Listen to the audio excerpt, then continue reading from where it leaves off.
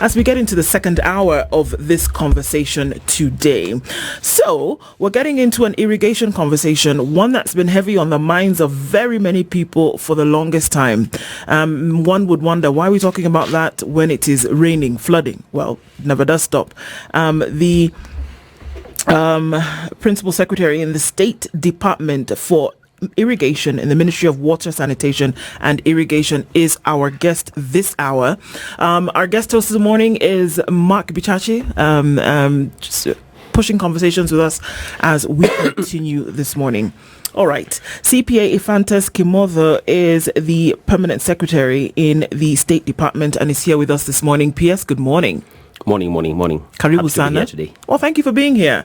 Many conversations that we'll have, and as we wrap around that today, Principal Secretary, as we wrap around that today, we will get into our proverb. CT goes around the continent and picks up proverbs from different countries. This week he is in he's in the Republic of Congo. Yes. Not be confused with the Democratic Republic of Congo, otherwise known as DRC. This is Congo Brazzaville. Yes, to distinguish the two. It's like you have Sudan, Southern Sudan, and you have Sudan Khartoum, so you know which Sudan you're speaking of. The proverb: a boat of pity will never cross the water. PS, what do you think about this?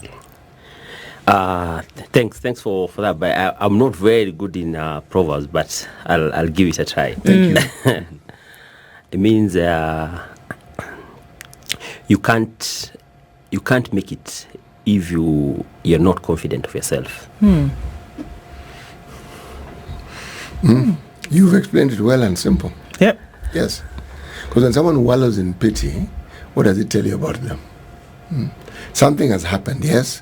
You could move along, but you've decided to stay in one spot pitying yourself. There's no movement there. True. Yes. Indeed. Okay, well, moving on a boat of water, moving along water issues, irrigation, rights in front of center, rights, in the middle of that. Let's start off with understanding what this particular department is meant to do. What is the mandate of your department? Yes, even as we look at irrigation and delivering for this country. Yeah, thank you for that. Maybe I'll start by just saying why the particular mandate, just before I dive into the mandate. As you all know, we've had a lot of effects of climate change because of climate change, and that has affected the rain-fed agriculture. So it's no longer sustainable. And as a result of that, irrigation now becomes the way forward to actually look into matters food security. Coming back to the mandate, our mandate as a State Department of Irrigation is to increase the area under irrigation. Currently, using just the normal runway, surface water, we have a potential of irrigating around 1.9 million acres. But using the dams, we have a potential of irrigating 3 million. So our mandate actually is to increase the area under irrigation. We have a target of putting, currently the area under irrigation is 694,000. We have a target of increasing that to 1.2 million acres. So that's the first mandate. The second mandate is actually to impound water, store water, harvest and store water for the same purpose of irrigation. Irrigation is a big consumer of water.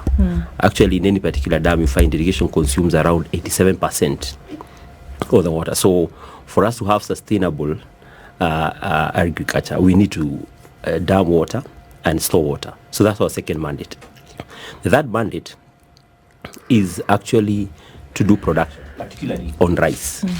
We recognize at least almost 90% of the rice that we consume is actually under irrigated, mostly from our schemes. So I'll say the main mandate of the State Department is those three that I've just mentioned. Okay. Now, how do we see that this is playing a role specifically? And if you look around the country, and a lot of rain-fed agriculture is what has been dependent on, isn't it? Yeah, sure. How do we see that irrigation from a policy point of view and also then implementation, will then ensure that agriculture, no matter what, we're talking about whether there is rain or not, whether there are lower levels of rain or not, that agriculture then will continue to receive what it needs to be able to now give yields in the country. What would be needed for that to happen? For us to continue in production, the main thing, despite the drought and everything, we need to be a little bit resilient. And to be resilient, what we need to do, we need to invest a lot in storage. Like now when it's raining, we've done quite a number of water pans, which will be very helpful 6 months after the rains.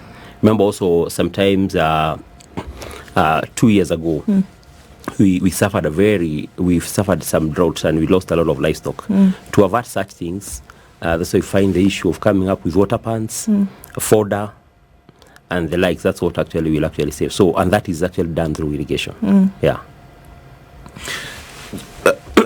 Well, P.S., you talked about increasing the amount of land that is under irrigation from around 700,000 to 1.2 million. In how long is this supposed to happen? And also, in which areas? Because I'm quite curious about how we are reclaiming the northern parts of our country, because there's a lot of potential there. Yeah, yeah. So we intend to do that by 2027. This year alone, let's say not this year, last year alone, we were able to put an additional 47,933 acres under irrigation. This particular year, our target is to actually put 60,000 under irrigation. And so far, as we talk, 2 weeks ago, we had Loanzoia, which cuts across Busia and Siaya, water flowing. It has been a project that has been there from 2018. So that alone will give us 10,000. This year alone also, early in the year, we commissioned His Excellency the President commissioned Mweru Moja in Meru, which is around 500 acres. Earlier we had done Kaigonji, 1,500. In short, the community projects we've done so far, we've done over 5,000 acres. Then the Loanzoia. So far, I can say we're on track because we already have 15,000 acres, which has already been put under irrigation. In every time I talk to someone in government, and whichever docket they're in, and we ask them what it is the government has done, I'm really fascinated at just how much gets done, and yet we have absolutely no idea that it's being done. Well, it's a story that we in the media keep saying, why doesn't the government talk more about what it is doing so that people actually know? But let me ask this question. When you talk about surface water being sufficient to achieve a certain amount of progress, the question I ask is, have we actually set in motion processes that would optimize water? Like now, there's so much water, they say water everywhere, isn't it? Yeah, true. Do we have a process, a plan, a strategy that when we have an abundance of water like now, yes, you have water pans, you have some dams, I'd just like to know what the plan is, what the strategy is, and how it is we plan to increase all such facilities so that when we have rain like this, as you say correctly, forget 6 months, 8 months down the line, we'll still be benefiting from it. So that when we have the next cycle of rain, it actually finds that we don't go into that period like the 3-year drought period that we went through. Okay. So actually, you're right. We actually in the process of mapping up the country, and we are coming with an irrigation master plan for each basin, and that will determine the method of water security you're going to use. An example in the northern eastern, where we may not have quite a number of rivers, but when it rains, we have a lot of laggers. During the last season of the El Nino, we were able to, actually we received the highest amount of water in some of the areas. Like in Tana River, the gauge that is in Garissa was actually at 7 gauge, meaning the river flow was actually 7 meters from the ground up. It was the highest ever since independence.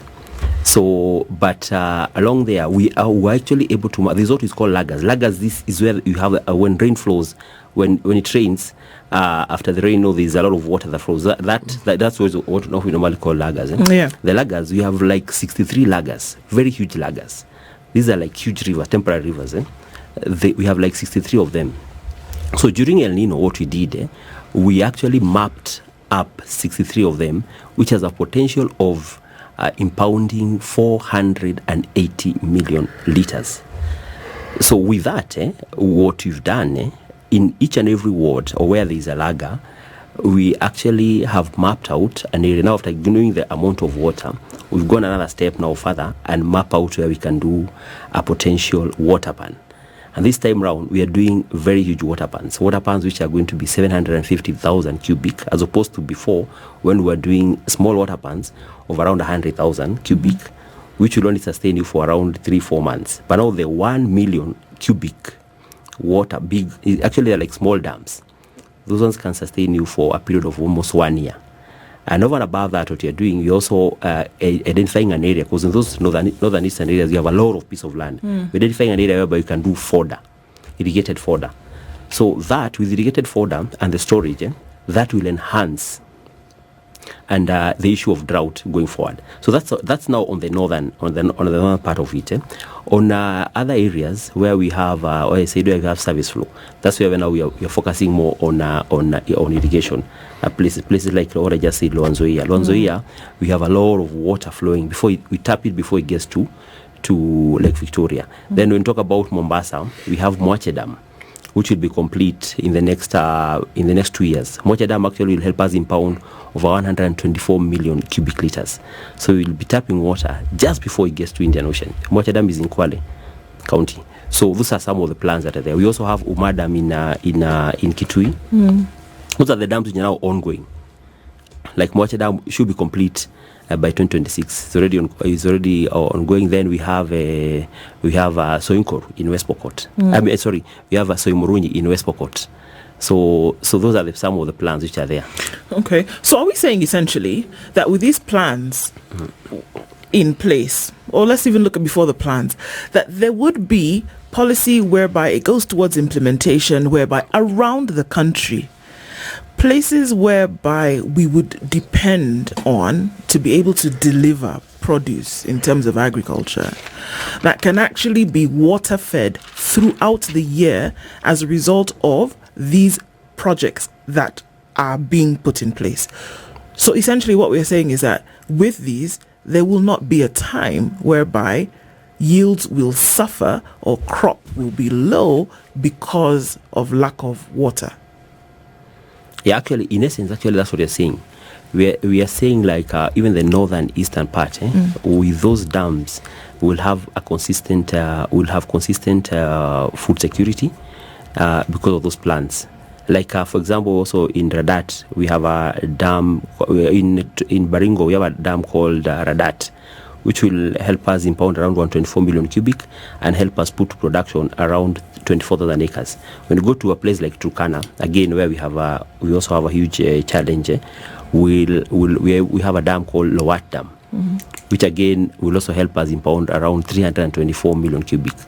So with that, with the implementation of those dams, it's as you've rightly put it, we'll be able to sustainably and reduce our imports drastically in this particular country.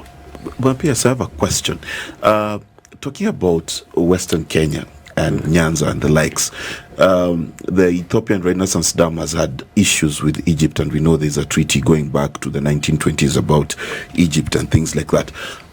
How are you handling that particular area, given that is still the breadbasket of Kenya?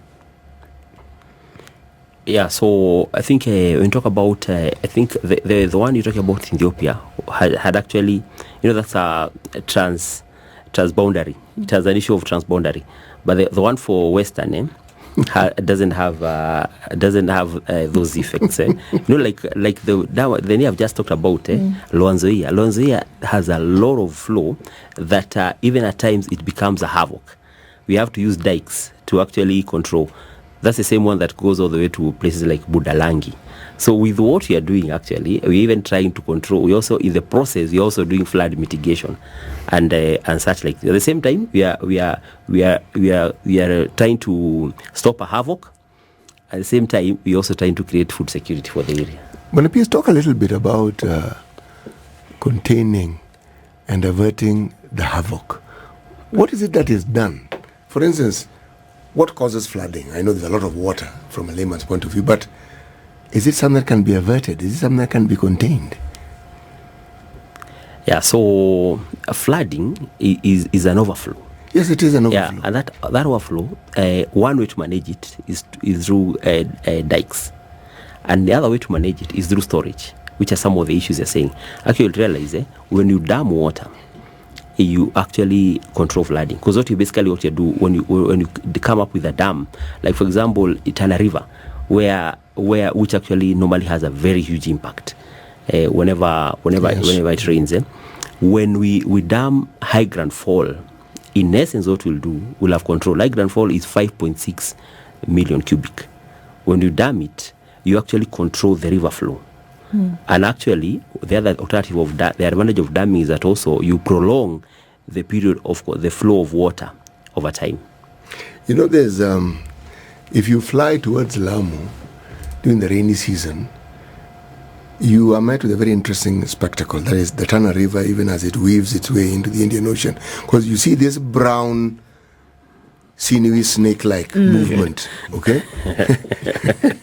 And then as you get towards the ocean, the place where now the river gets into the ocean, it's brown. Right. Okay. It's actually a bit puzzling to the mind before you realize, it's the river that has gone into. Now, how useful is dredging of rivers? And I'm going to explain to you why this concerns me. I come from the Kano Plains, okay, in Luo Nyanza. And there's a river called River Nyando. Songs have been sung about it. Yeah. Now,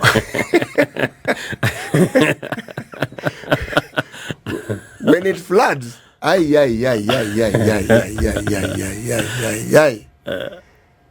water enters the house. As a child, I remember waking up to a floating sensation. It wasn't a floating sensation.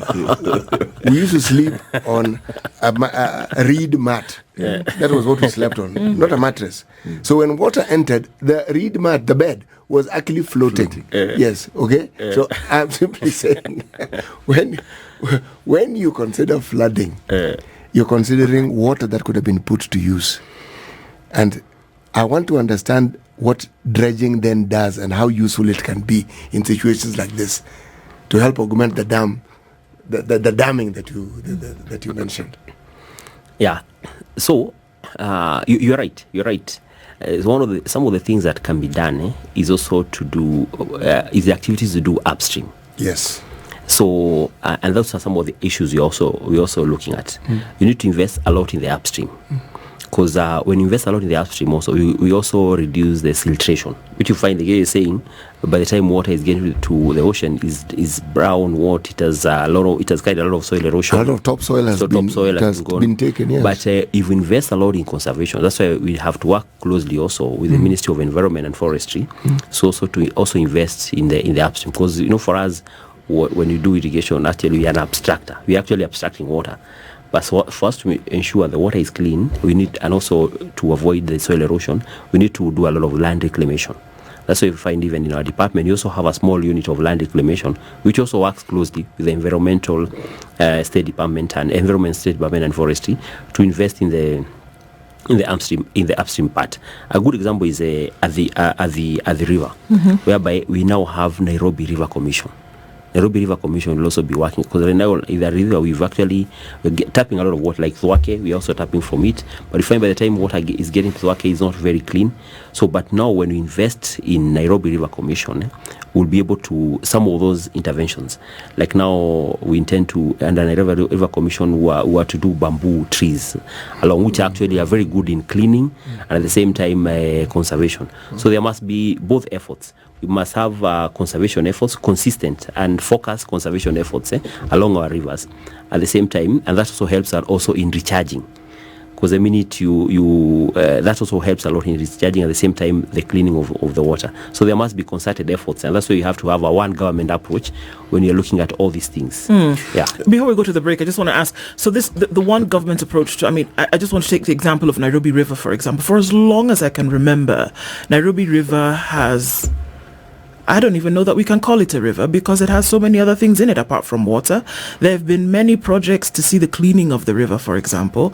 It flows into and flows out of many other tributaries and other streams that come in, and is a major source that then goes and connects with others, whereby we're saying that this can also be a form that can be used. How do we say that all of these things will come together if, like, one project, for example, for making sure the river is clean from end to end cannot happen? There's so many things. People are throwing garbage into the river. And it's very important when we still look at irrigation at the end of it, of what can happen. People are throwing garbage in. It's not maintained. It is... private organizations sometimes want to step in and see how they can work on it. Government has tried, but that has been a major source of water for many things. We just can't seem to get that and keep it tight. How do we then have this one approach if there seems to be a kink in this chain all the time? Yeah, so like I mentioned, the Nairobi River Commission, the docket is actually at His Excellency the Deputy President office, and why it was taken there is so that he can coordinate all the departments which are responsible. Like, for example, in the Nairobi River Commission, for us to make it clean, one, we have to deal with the issue of sewage. Sewage is actually under the State Department of Water and my counterpart colleague under State Department of Water and Sanitation. We have to deal with the issue of sewage because most of the houses which emit, they don't have a sewer system. So we have to deal with that sewer system, and also we also have to work closely with the county. So you find in the Nairobi River Commission, we have the State Department of Water, we have Nairobi County. Again, the other thing, we also have to deal with the industry, which actually normally dispose there. Then also we have to bring in NEMA. So all those respective agencies, they've now been brought in one table, and the mandate has been clearly cut out, the responsibility of each and every person. And after all that is done, we now have to bring the Department of Forestry, who are also responsible for the 15 billion. Part of the 15 billion is actually to plant. We have the Nairobi River Commission has a stretch of 900 kilometers. So part of it is actually to plant baboon trees and many other trees, which, depending on the area, along that river. And that's why I said now it will work because it is actually at a very high office. It's actually His Excellency the Deputy President who is in charge of that whole Nairobi River Commission. So because it's at that level, it will work. Previously, it couldn't work because it was not at a high level of implementation in terms of who sat in the office? And I think before, as I said, one government level approach, you find maybe if it's in environment, probably they may not have a very big oversight mandate over another department. But now when you're talking about it's in a high level, then everyone else responsible, be it the cabinet secretaries, be it the principal secretaries, they are all now reporting to a high office. So people somehow will be able to come with a better solution. So I believe that should actually happen. And I think we don't have an option in that because we are depending on the river for Thwake, which is about to be complete. We also depending on the river to do Galana Dam, which is actually one of the dams that we also expect to help us a lot in food production. We also have quite Mzima, so there are quite a number. So that as the river basin is a key concern for us to even when you're addressing the issue of food security. Mark, going to you. Nairobi City, Mombasa City, all these towns that have a lot of runoff. In fact, I have a pool city, I'll tell you. I have a swimming pool outside my house now. I need gumboots to visit. Oh, that kind of thing. Yes, okay, yes. I thought you were like of the top pool. tier. No. Okay. It's not an Olympic stadium. All right. What are we doing about the water and the surface runoff that comes out of our cities? We talked about the pollution of the rivers and things like that. But as places like South B and the Expressway are flooding and water is running amok, what are we doing about the urban water situation?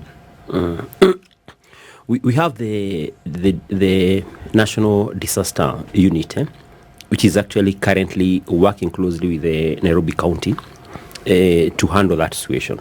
That's the current solution that we are having at the moment. Yeah.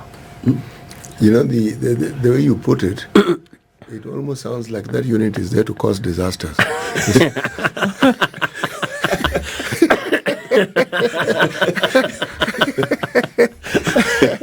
If I were to jump, my goodness. I Well, should to jump off what Mark was saying, I think what Mark was asking, and stop me if I'm wrong, is there's all this runoff of water, Yes. and it seems to be wasted. What could actually be done with this excessive runoff of water that we have that can actually be, in what we see in other countries, piped, repurposed, as opposed to saying, well, this is what we're going to do to dredge the water. Yeah. But can this water actually be repurposed for use? Are there plans Yeah. like that ever? It's like now the most of the water that is running, as I said, it finds its way in the River basin. No, it finds its way outside Mark's house in a Yes. pool. No. after proper drainage system, which is what part of what we are working on, it will find its way in the Athi basin. Eventually, that's what will happen. And we have, as I said, downstream there in Kitui, we have the Thwake. And Thwake is going to help us dam over 600 million. But now the other issue, which is what we were talking about earlier, is how do we make sure by the time it gets into Thwake, it's equally clean. So here in Nairobi, the first issue is to make sure that our drainage system is working, which actually you find like how before we used to have very big challenges, but quite a number of that activities are already in place. Once we make sure the drainage system is working and that water flows and find its way all the way to the Athi, then downstream we've already at least taken advantage of the water by damming it. So are we, sorry, PS, are we saying that the way drainage systems are designed, or at the very least imagined, is that water is going through the system, whether it's personal use in the home or commercial use, it goes into this drainage system, and the idea behind the system is that this water finds its way, it's purified, it's repurposed, and then goes and finds its way eventually in a dam. That's the way it's designed, and that this water then can be used later for other purposes, in this case irrigation, for example. Is that what we're saying? Yeah, we're saying with a good spatial plan, you see some of these issues, actually the key issue comes with the planning. With a good spatial plan, which is now some of the things that you're also looking at, we'll ensure that water actually flows to the respective places, so that eventually that water is actually used downstream after treatment, as you said. But I know when you get it dirty, also the cost of treatment becomes much more. So that's exactly what I'm saying. Yeah. So the plan is for that to happen. Right now, it's just whatever happens. Right now, it's just whatever water goes wherever it goes, that's what we deal with. But what I'm asking is that systems having been designed, are they designed so that this water leaves after it's been used, it is repurposed, it goes to the dam, so that dam water is used for something else? Is that the way it is currently designed, or is it still a plan? You see, the wastewater, I think there's the wastewater, but I think here first I was talking about the rainwater. The rainwater, well designed and well planned, it can be very useful. Not in Nairobi, because Nairobi don't have a place for damming, but that water, well designed and well with all those mitigation factors, the same water can easily flow to the Athi basin when it's clean. But it also has to be a coordination between the wastage. The wastage comes in on board, because at times you find even the wastage, if the wastage goes to the same river, then we'll end up with dirty water, which again, when it comes to treatment, we end up costing much more. So it's easier, it's cheaper to actually manage it and ensure you have clean water than to have the same water flow in when it's dirty. And for us to use it for consumption, we have to use a lot of money to treat it. You know, listening to what you're saying, I have formed this understanding that we actually have enough water to help us run our business as a country. That's true too. But what I always, again, what puzzles me is, yes, there's a lot of water, and one hears of the plans, one even sees the implementation of the plans, but the outcomes that are supposed to be derived from these plans in the immediate medium term, long term. The people, for instance, in the county of Nairobi, because this is where we are, what is their part in all this? What are they supposed to do? Because there's a national government role, which we understand. What are they supposed to do? Because within the county, they also have a ministry whose function is almost a duplicate of what your function is. What do they do, and what does the national government do? We need to understand this so that when we now talk to the county of Nairobi, we can hold them to account and say, excuse me, this one is your docket. Yeah, true. So it's true. As you said, you started by saying we actually have enough water. The issue is management. That's why when I started my conversation, I said the potential, even without damming, is 1.9 million acres, and we've not exhausted that. But after damming now is when we go to 3 million. So the damming of dams will help us add another 1.1 to make it 3 million. But coming back now to the last question, is you find we have, like now in irrigation in particular, when it comes to the county government, they are mandated to put irrigation from anything below 100 acres is within their mandate. These are all the small streams which feed to a river. That's the mandate of the county government. Find the national government now handles anything between 100 to and above. For example, 100 to 1,000 is what we normally call community projects. Then you have the big schemes, which is between 1,000 to 3,000. Then anything over 3,000 requires for you to dam, because now the amount of water to be consumed will be much more. So that's a plan for in terms of irrigation between county and national government. So when people encroach on what we refer to as riparian land, it interferes with all this process, doesn't it? Yeah, that does. Because now that we know is the mandate of the county. They're the ones who give authority for people to put up buildings and to do all this. True. Yeah. Now, would that also be a contributing factor to the flooding we see in city estates, where you find that there's an estate is actually flooded and the water is stagnant? Yeah, so now, and that's why I said, like now, there, when I talk about a stretch of 900 kilometer, it's part of that. And I said, we in the Nairobi River Commission, one of their mandate is actually to make sure the issue of riparian land, then people who have encroached, they actually kicked out. You may find it's within the mandate of the county, but at times it goes beyond, and that's why now we've had to form a commission, and this commission has both the county and all the other agencies, implementing agencies, like we have NEMA there on board, we have WARMA on board, and several other. And also, like now that one touches on Nairobi. The Nairobi River Commission touches on the Nairobi County. Nairobi County is part of it. We have Machakos County, which is part of it. Then we have Makueni, which is still part of it. So we have those three counties, which are all part and parcel of that. So the riparian now is one of the biggest contributors of that, because now in the riparian, those are the areas I was saying we're going to plant the bamboo. So even if it means demolishing along the riparian, because actually now that's where you're having the bigger effect. Those are some of the things that the Nairobi River Commission is supposed to do. They'll be making some very bold decisions, making sure if the people are built along the riparian, the houses are demolished and restoration activities are done. Okay. Yeah. I want to go back to this broader issue of damming, because we're essentially saying that 1 + 1 = 2. Well, hopefully.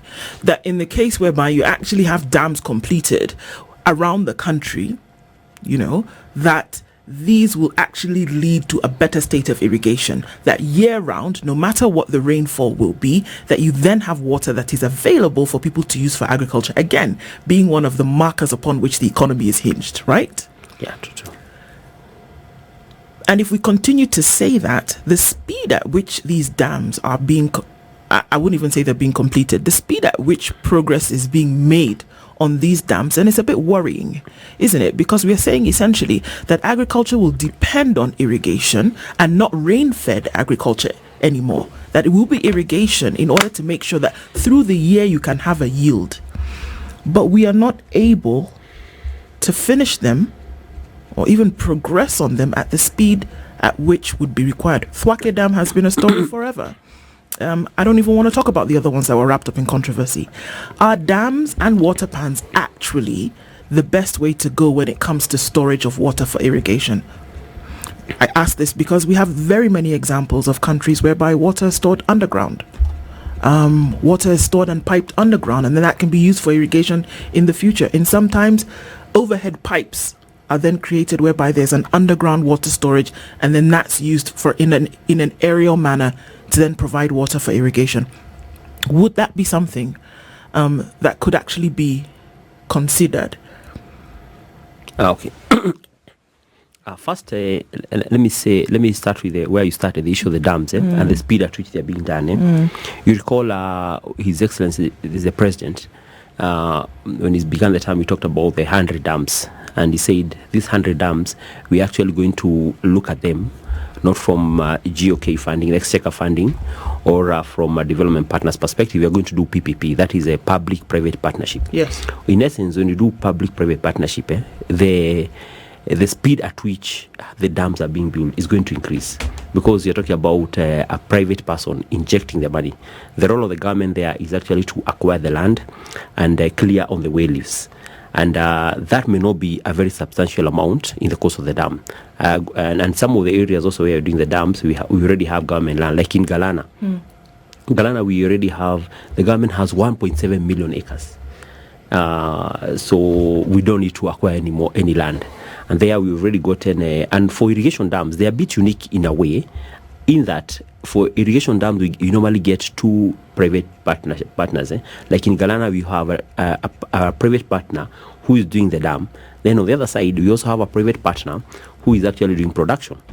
So meaning already the dam become bankable, because when he builds it, we have someone who is ready to uptake on large-scale production.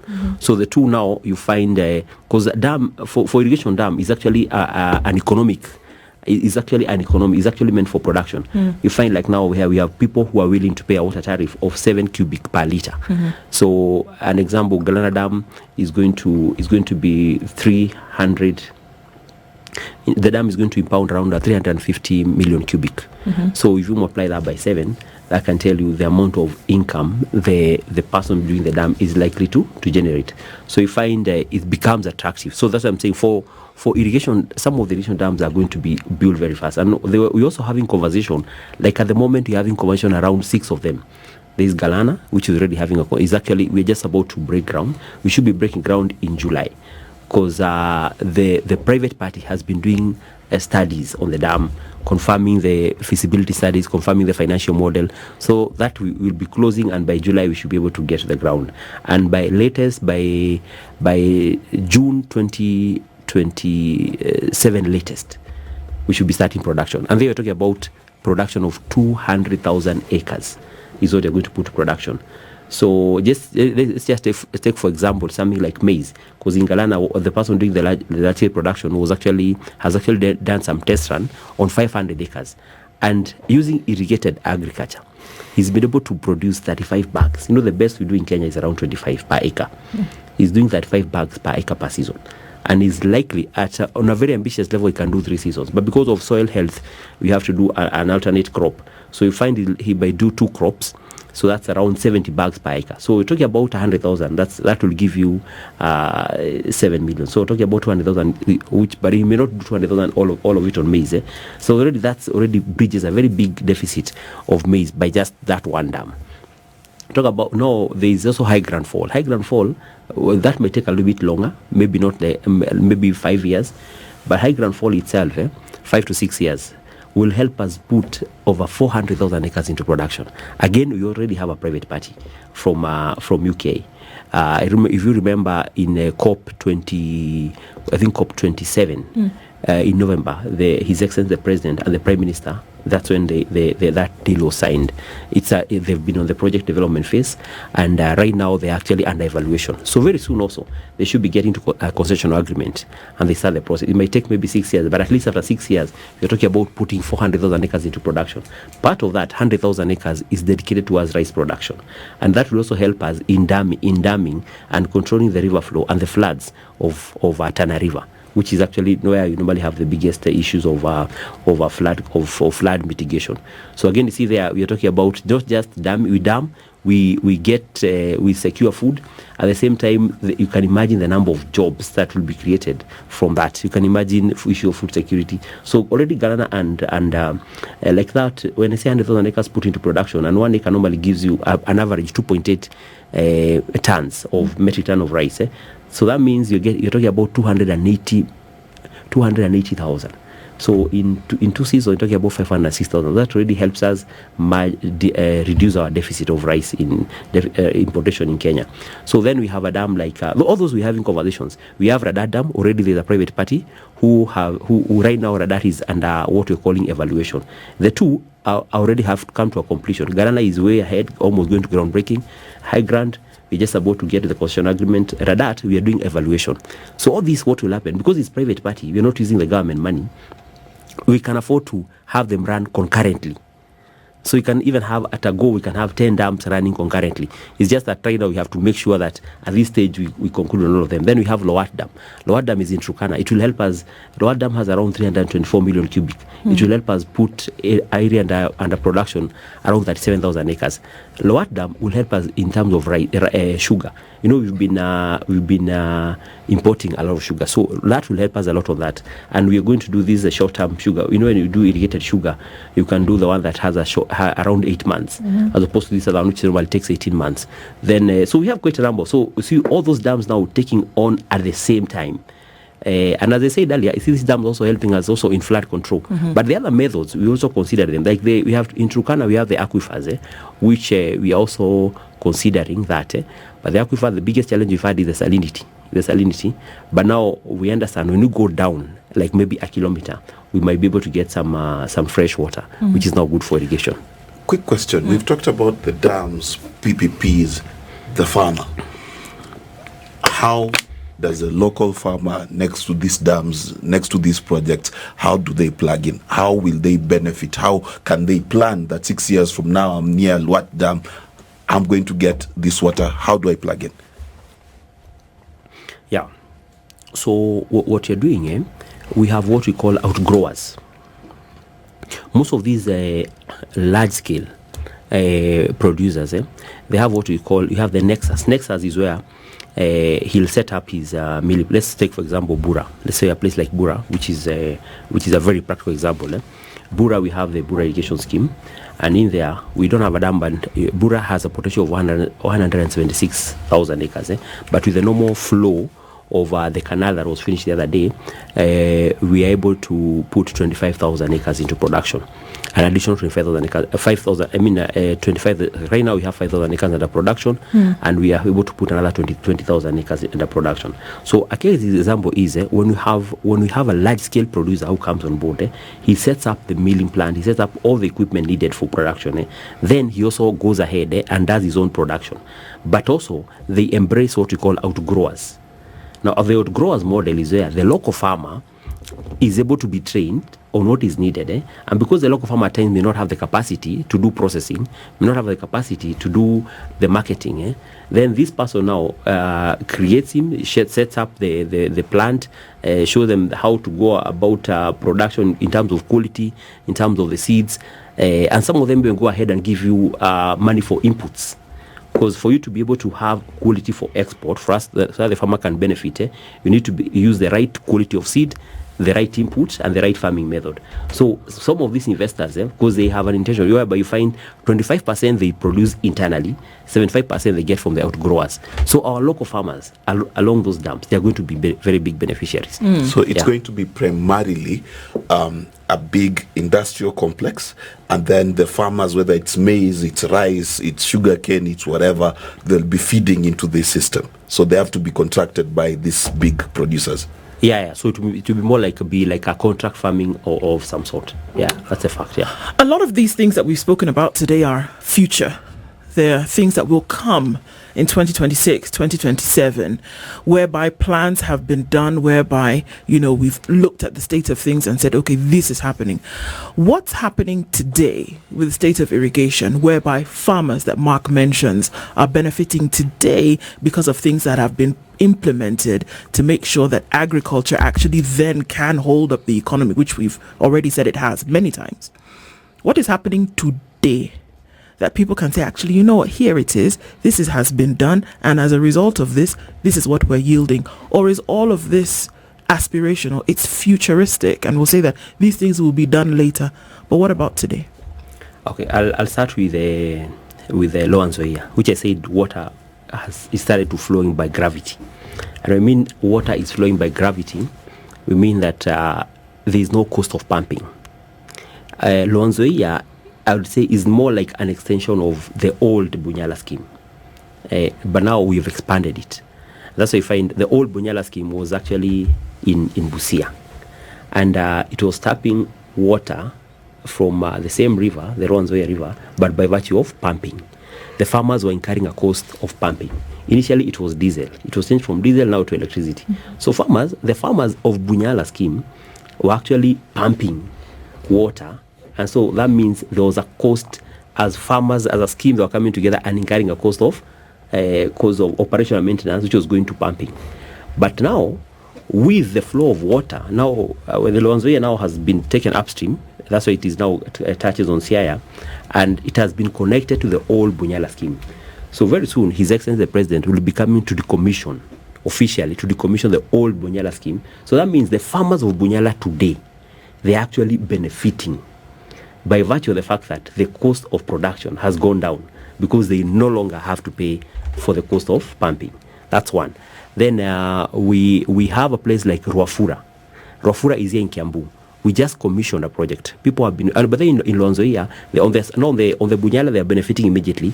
On the upper side of Siaya, who have not been using irrigation, now they are very happy that they've seen water. They used to see canals.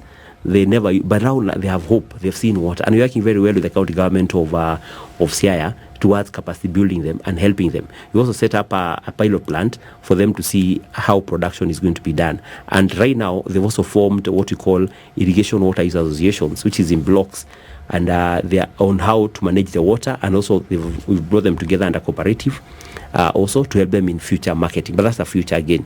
Now coming to Ruafura, as we talk right now, we've also worked closely with the Trade Department, State Department of Trade, who have recently signed very many MOUs, including the one we have in AU. But how are the farmers benefiting from that? We've gotten an off-taker. Mm-hmm. This off-taker has come and set up camp and set up a pilot plant. So farmers now are actually getting the right seeds for export. So meaning the Ruafura farmer may not have understood the agreement signed between Kenya government and the European Union, but they're going to be the first beneficiaries. Mm-hmm. Most of them are saying from half an acre, they're able to get almost 1 million from that projection. So those are some of the examples I can give of the exact benefit that the farmers are getting now. We're looking forward to what the future will bring because it is a big deal. And of course, there are many whose future is hinged on all of that. CPA Ephantus Kimotho, who is the Principal Secretary in the State Department for Irrigation in the Ministry of Water, Sanitation and Irrigation, has been our guest this hour. Thank you for being here. We look forward to talking again in the future. Asante sana.